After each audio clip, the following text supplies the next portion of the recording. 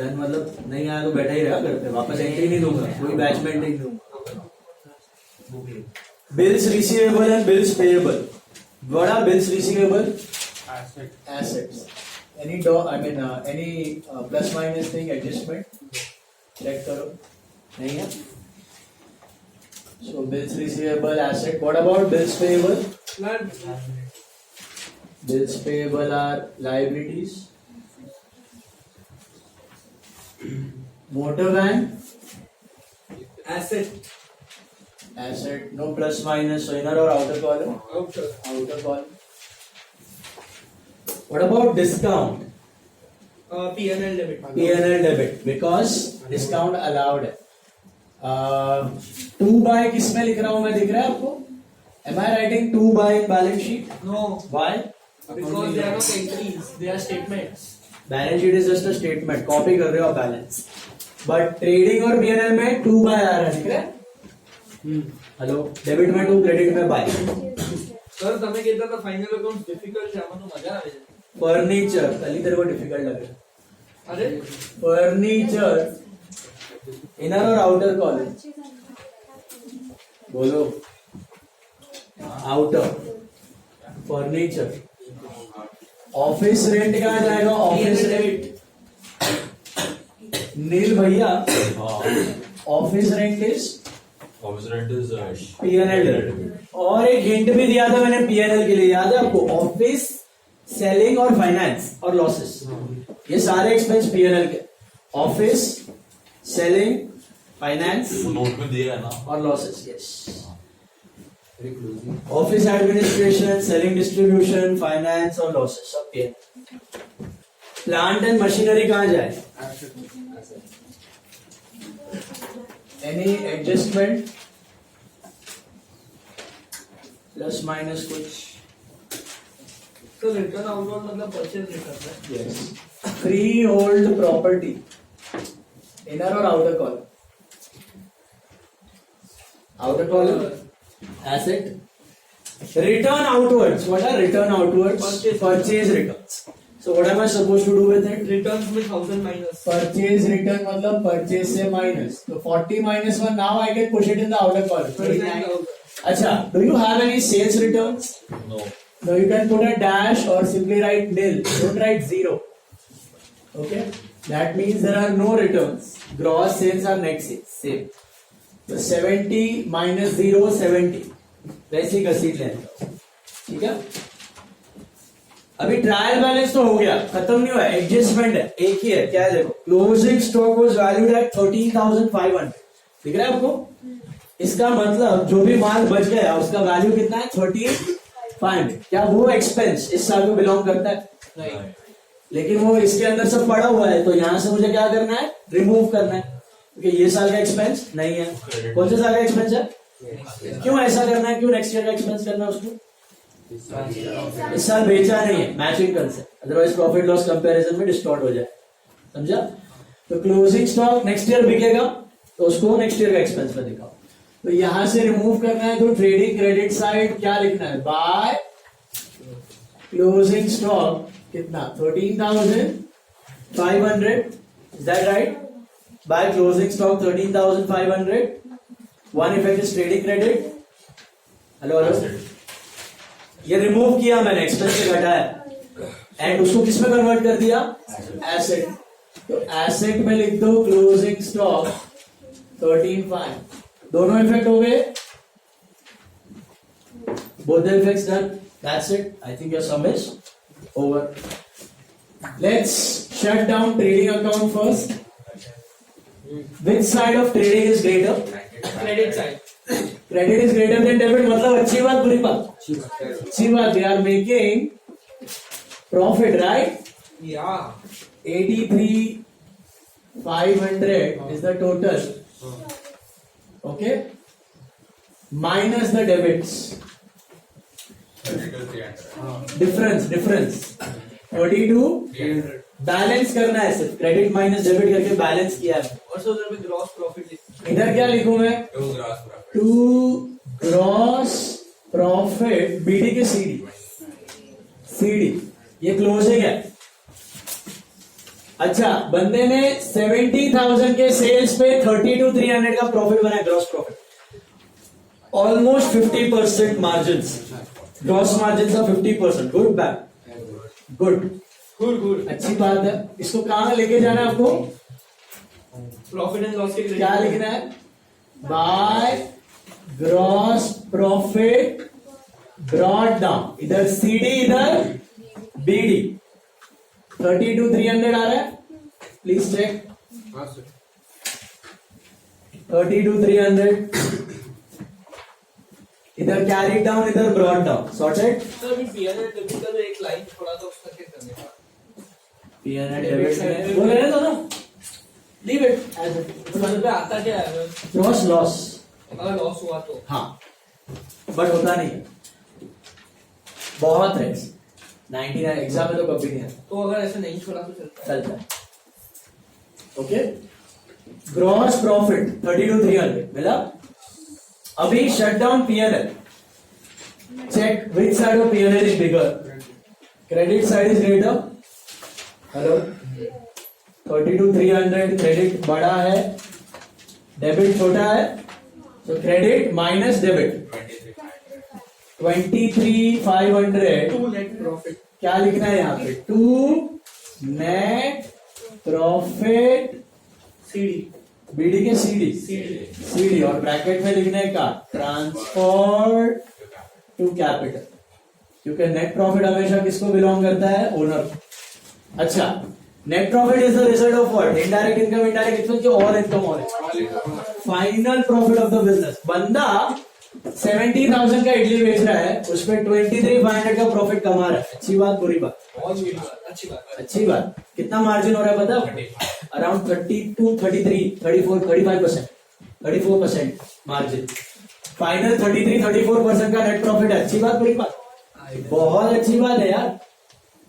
ये 100 रुपए का माल बेचे और 33 रुपीज घर पे लेके जा, इसमें कोई और खर्चा बाकी। ग्रॉस मार्जिन 50-60% होना चाहिए, ये ना एटलीस्ट 20% होना चाहिए, 15-20%। 15-20% से ऊपर हुआ तो अच्छी बात है नेट प्रॉफिट, समझा? और ग्रॉस कितना होना चाहिए? एटलीस्ट 50-60%, एटलीस्ट 50, 60, 70, आइडियली 35, बट उससे ज्यादा ही होगा। ग्रॉस में एक्सपेंस सब मिलता है ना? ग्रॉस के बाद ये पूरा बाकी है ना, ये खर्चा माइनस करना बाकी है। एक्सपेंसेस नहीं गिनते हैं उसमें। हाँ, इनडायरेक्ट नहीं होता उसमें, इसलिए ग्रॉस हाई होना चाहिए 50-60%, और ये मिनिमम 15 to 20%। ओके, मिनिमम इतना होना चाहिए, कंसिस्टेंट बेसिस पे होना चाहिए। अच्छा, ये जो है क्या करोगे आप? इसको कैपिटल में ऐड कर दो, net profit, add net profit कितना है? 23,500। अभी सर आपने बिल्स पेएबल नहीं लिखा, लिखा है, क्वेश्चन नीचे लिख दिया, तो कहाँ लिखा है? मैंने लाइन नहीं छोड़ा। मैंने बोला था कल ही, इधर गैप रखना है क्योंकि नेट प्रॉफिट आता है। ओके, अभी एक और चीज मैंने सिखाई थी, याद है वो? ROC. What is ROC? Return on capital employed. मैंने 100 रुपये बिजनेस में डाला, मुझे कितना छूट रहा है? That is return on capital employed, समझा? तो आपको जो रिटर्न मिलता है आपके पैसों पे, उसको बोलते हैं आरओसी। तो 52,500 के कैपिटल पे ये बंदा 23,500 कमा रहा है, तो 23,500 डिवाइडेड बाय 52,500 into 100 कितना टका हुआ? अप्रोक्स 40-45% हुआ। 40-45% is called as ROCE। Gross margin sales के हिसाब से हो रहा है, ROCE कैपिटल के कंपैरिजन में होता है। सबका बाप रेशियो इज ROCE। जिसका ROCE हाई है ना बिजनेस में, king, the business is king. Gross margin, gross margin सब सेकेंडरी, ROCE अगर हाई है तो बस सर इसमें 50% है ना ऑलमोस्ट 50%, 40-45%, 40-45% का ROCE है। गुड और बैड? अच्छा है बहुत। Damn good. मिनिमम 15% हुआ ना तो भी अच्छा है। मैंने कल बताया भी था कितने कंपनी से कमा पाते हैं India? 300-400 out of 15,000 listed company.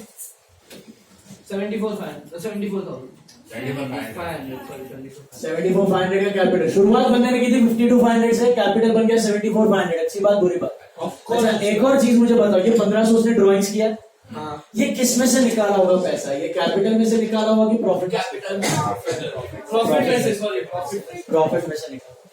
कभी भी ड्रॉइंग से ना कैपिटल में से निकाला नहीं जाता। अब जो कमाते हो उसमें से घर खर्ची के लिए लेके जाते हो घर पे, समझा? Drawings are always out of profits, not out of capital. वरना इमेजिन करो आपने 50 लाख बिजनेस में डाले और 10 लाख निकाल दिए, घर पे लेके गए, आपने 10 लाख लेके गए, तो बिजनेस में तो क्या होते जाएगा, डाउनफॉल होते जाएगा, कैपिटल कम होते जाएगा। ऐसा होना समझा? हमेशा drawings are out of what, profit. जो प्रॉफिट आप कमा रहे हो उसमें से निकाल, હવે સર टैली हो गई है ना, ये टैली होना चाहिए। हो गया 90 to 5 दोनों साइड चेक किया, सिर्फ छाप के मत लिख देना, बराबर से टोटल कर दिया।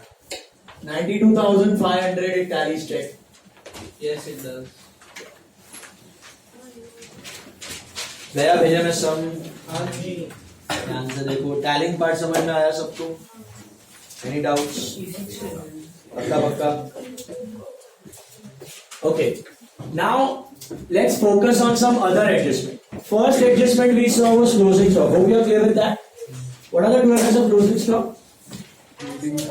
ट्रेडिंग क्रेडिट एंड एसेट्स, क्योंकि एक्सपेंस घटा और एसेट बढ़ा, राइट? लॉजिकली सोचो, इसका लॉजिक से फिट कर दोगे ना तो every adjustment will be equal. दूसरा वाला depreciation. What is the journal entry for depreciation? देखो मुझे डेप्रिसिएशन ऑन मशीन चार्ज करना है, तो depreciation to machine, let's say the amount was 5,000। ये मैं रिकॉर्ड करना भूल गया रेगुलर कोर्स, और मुझे घुसाना है इसको फाइनल अकाउंट्स में। ध्यान से बोर्ड पे देखो, what are the two effects of this adjustment, depreciation to machine. Depreciation क्या है आपका? Indirect expense. अच्छा, डेबिट हुआ मतलब एक्सपेंस बढ़ा कि घटा? बोर्ड पे देखो, एक्सपेंस बढ़ा एंड एसेट क्रेडिट हो रहा है, मतलब एसेट घटा। अच्छा, एक्सपेंस बढ़ा, कहां दिखाऊंगा? Very good, why P&L debit, all depreciation will show under P&L indirect expense, right? अगर कुछ डेप्री है तो उसमें ऐड करोगे, नहीं है तो अलग से नो एब्सेंट लरे ना जयवेन ओ 11 बजे ना, इधर है कि उधर है? 11:15 है ना? हाँ इधर ही है। 11:30 शाम। 11:30 शाम बजे छोड़ देना पड़ेगा, चलो सोना थोड़ा जल्दी छोड़ना, वो लोग सेटल हो जाए। अभी depreciation is expense. Is this clear? So depreciation will go to P&L and asset बढ़ेगा कि घटेगा? क्यों? माइनस होगा, वैल्यू कम होगी, डेप्रिसिएशन मतलब। तो what is the second effect? Minus from respective asset. तो read that adjustment page number 110, page 110 adjustment number 2 करो, page 110 adjustment number 2। Depreciation, it is a reduction or decrease in the value of asset due to wear and tear. It is a loss for the business. Effect दिया हुआ है profit and loss debit side. Can you see that? हमने अभी भी किया. And the second effect is assets less from respective assets. Assets में less from respective assets. Did you get it? Third one, appreciation. मुझे बताओ, land suppose appreciate हुआ. What is the journal entry? Land to appreciation, yes और no? सोच के बताओ, land to appreciation suppose 10,000 है, ये रिकॉर्ड करना था लेकिन भूल गए, घुसाना है फाइनल अकाउंट। तो land is asset, asset debit हो रहा है, हाँ बड़ा की घटा? बड़ा। तो ऐड की less, add to asset, asset बढ़ गया। P&L credit, and what is appreciation? Incomes go where? Either trading credit और P&L क्रेडिट। P&L तो credit ये किधर जाएगी? P&L क्रेडिट, क्योंकि परचेज नहीं है, क्योंकि सेल्स नहीं, सेल्स तो ओनली डायरेक्ट। तो अप्रिसिएशन जाएगा P&L क्रेडिट, और ये दूसरा इफेक्ट क्या होगा? Add to land. तो देख लो वहां पे appreciation, read, it is the increase in the value of asset, it is the gain for the business. Can you see that? So what are the two effects? Profit and loss credit side and asset में add to respective expense, sorry add to respective assets. Is this clear? पहले 3 समझ में आ रहा है? सब journal entries ही हैं, खाली उसको डालना है आपको लॉजिकली फाइनल अकाउंट्स। ओके, तो सोचने का, एक्सपेंस बढ़ा कि घटा, इनकम बढ़ा कि घटा, एसेट बढ़ा कि घटा, लायबिलिटी बढ़ी कि घटा, तो वही लॉजिक। आउटस्टैंडिंग एक्सपेंस, सपोज साल की सैलरी है 12,000, एम्प्लॉय की सैलरी पे करनी है आपको 12,000, लेकिन आपने पे किया 10, आपने पे की है 10, तो क्या 10,000 दिखानी है कि 12,000? क्यों? आउटस्टैंडिंग भी दिखाना पड़ता है due to which system? Approval system. What does approval concept state?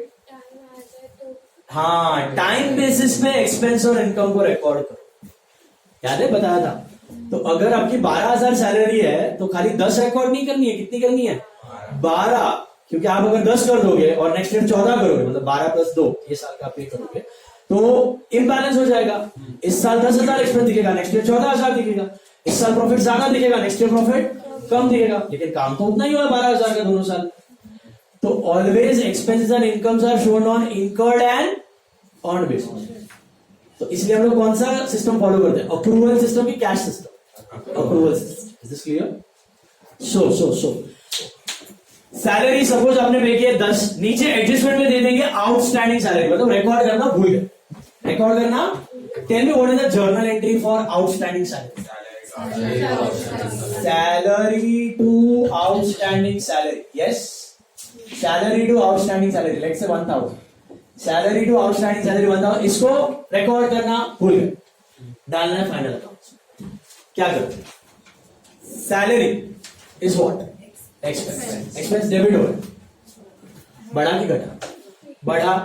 मतलब एक्चुअल सैलरी 10 नहीं है, ये साल की एक्चुअल सैलरी 11 है. तो आप ये 1,000 रुपए क्या करोगे? सैलरी में ऐड कर दोगे, क्योंकि सैलरी बढ़ रहा है. तो add to salary. Got it? कहां होगी सैलरी? कहां होगी? क्वेश्चन P&L डेबिट में होगी, तो उसमें ऐड कर दो. अच्छा सर, सैलरी दिया ही नहीं है तो डायरेक्टली लिख दो. दिया है तो ऐड करो, नहीं है तो वैसे ही लिख दो. कोई मतलब है, जीरो से ऐड किया आपने. समझ में आया? बट जाएगा किधर? अल्टीमेटली P&L डेबिट में ऐड हो जाएगा. आउटस्टैंडिंग सैलरी क्या है बिजनेस की? लायबिलिटी है. अच्छा, लायबिलिटी क्रेडिट हो रहा है तो बढ़ रहा है, तो कहां जाएगा? Add to liability. Add to liability. हमको पे करना है ना, पे करना बाकी है. तो belongs to this year. Expense belongs to this year. आपने पे 10 किया है, ट्रायल बैलेंस में 10 दिख रहा है, लेकिन होना कितना चाहिए? 11 होना चाहिए. तो 10 को 11 कैसे बनाओ? ऐड कर दो. तो एक्चुअल एक्सपेंस इस साल का 10 नहीं है, एक्चुअल एक्सपेंस इस साल का 11 है, जिसमें से 10 आपने पे किया, वो कैश में से जा चुका है. 1,000 देना बाकी है, वो कहां दिखेगा? लाइव. पैसा देना office salary plus office salary plus salary. Exact. Presentation में बताता हूं कैसे करना है. पहले इफेक्ट समझ लो, कहां जाएगा वो समझ में आ रहा है? सैलरी कहां जाएगी? P&L debit. ऐड होगा कि लेस? ऐड, क्योंकि belongs to this year. Expense debit हो रहा है. एंड आउटस्टैंडिंग कहां जाएगा? लायबिलिटी, क्योंकि पैसा देना. This is similar to credit purchase. Purchase expense, creditors liability. Purchase expense, creditors liability. Expense बढ़ा, ट्रेडिंग डेबिट, लायबिलिटी. पैसा देना समझ में? सेम कंसेप्ट है दिमाग में. खाली रिकॉर्ड नहीं किया, रिकॉर्ड करना बाकी है. Okay, next one, prepaid expense. Prepaid expense इसका ऑपोजिट है. प्रीपेड एक्सपेंस मतलब क्या समझा? प्रीपेड एक्सपेंस का मतलब है कि आपकी सैलरी समझो साल की 12,000 है और आपने 15,000 पे कर दिया. आपने कितने पे कर दिए? 15. पे करना था 12,000, पे कर दिया है 15,000. ज्यादा पे कर दिया. ऊपर ट्रायल बैलेंस में 15 दिख रहा है, तो क्या फाइनल अकाउंट में भी 15 डाल दूं? P&L में 15 डाल दूं? पे तो 15 किया, दिखा दूं 15. क्या गलत हो? एडवांस पे किया हुआ है. क्या वो एक्सपेंस इस साल को बिलोंग करता है? नहीं. जैसे स्टॉक, क्लोजिंग स्टॉक इस साल को बिलोंग नहीं करता. वैसे प्रीपेड सैलरी इस साल को बिलोंग नहीं करता. तो क्या करोगे? एक्सपेंस में से कम कर दो और एसेट में बढ़ा दो. Same concept. जो स्टॉक था वही प्रीपेड है, जो प्रीपेड है वही स्टॉक है. तो क्लोजिंग स्टॉक आपने क्या किया? एक्सपेंस से घटाया, एसेट बढ़ाया. तो प्रीपेड एक्सपेंस भी क्या करोगे? एक्सपेंस से घटाओ और एसेट को बढ़ाओ. तो prepaid salary, suppose prepaid salary है, तो उसकी एंट्री क्या बनती है? Adjustment. It is prepaid salary to salary. But ये तो नहीं किया था हमने कुछ और किया था जर्नल के. What is entry for prepaid expense? Normal entry for prepaid salary is prepaid salary to cash. Okay, normal entry is prepaid salary to cash. लेकिन बिजनेसेस होते हैं आलसी. बिजनेसेस होते हैं आलसी। बिजनेस क्या करते हैं, समझो इस साल की सैलरी 12,000 थी और आपने 5,000 एक्स्ट्रा दे दी प्रीपेड, तो 17,000 दे दिया आपने। तो आइडियली आपको क्या एंट्री करना चाहिए था, सैलरी टू कैश 12, ये कंसेप्ट है। सैलरी टू कैश 12 मारना चाहिए था और प्रीपेड सैलरी टू कैश 5 मारना चाहिए था। ये करना चाहिए था जो हम करते थे जर्नल में, याद है आपको? सैलरी रेगुलर है तो सैलरी टू कैश, लेकिन नेक्स्ट मंथ की पे किया तो prepaid salary to cash. This is what you are supposed to do normally. Businesses are lazy, what do they do, you know, pay कर रहे हो ना, सैलरी पे कर रहे हो ना, ये साल की नेक्स्ट ईयर की पे तो कर रहे हो, करते जाओ, सैलरी टू कैश ही मार दो, सैलरी टू कैश ही मार दो 17,000, सैलरी टू कैश 17,000, गलत है लेकिन मार देते हैं। पूरे साल में क्या करेंगे, सैलरी टू कैश 17, 12 और 5 अलग अलग नहीं, सीधा सैलरी टू कैश 17। फिर जब फाइनल अकाउंट बनाने का दिन आएगा ना, तब चेक करेंगे। क्या चेक करेंगे पता है? 17,000 सैलरी में से इस साल की कितनी है, 12, और नेक्स्ट ईयर की कितनी है, 5 है। तो क्या वो 5 इस साल में दिखानी है, इस साल में से हटाओ और एसेट को बढ़ाओ। तो तब वो लोग ये एडजस्टमेंट एंट्री मारेंगे। वो एडजस्टमेंट एंट्री है prepaid salary to salary, prepaid salary to salary. मतलब करना चाहिए था ये, लेकिन किया ये। दोनों का नेट इफेक्ट सेम है, दोनों का नेट इफेक्ट सेम है। देखो इधर सैलरी कितने से डेबिट हुआ है, 12, इधर भी सैलरी 12 से ही हुआ, ये सैलरी 17 और ये 5, ये कट होके नेट 12 ही मिलेगा। इधर कैश कितने से क्रेडिट हुआ है, 12, 5, 17, इधर कैश कितने से क्रेडिट हुआ है, 17। प्रीपेड सैलरी कितने से डेबिट हुआ, 5, प्रीपेड सैलरी कितने से डेबिट हुआ, 5। इधर टू सैलरी टू कैश ही लिखा, मिस्टेक। इधर बिजनेस रेगुलर कोर्स में जब रिकॉर्ड करता है ना आइडियली, तब व्हाट विल यू डू, अगर इस साल का salary of pay current year का, then the entry salary to cash, simple. Next year का आप अभी पे कर दो, तो ideally your entry should be prepaid salary to cash. हाँ, क्योंकि कैश ही पे कर रहे हो। कैश तो जाएगा, but salary is not your expense, it is your asset, next year काम आएगा। That's why you don't debit salary, you debit prepaid salary, sir advance में पे करो। तो ideally salary to cash for current year salary and prepaid salary to cash for next year's salary. This should be done, and many businesses do this also. ये भी आगे आएगा समय में बताऊंगा। तो करेक्ट कौन सा है, टू सैलरी टू कैश कौन सा करेक्ट है?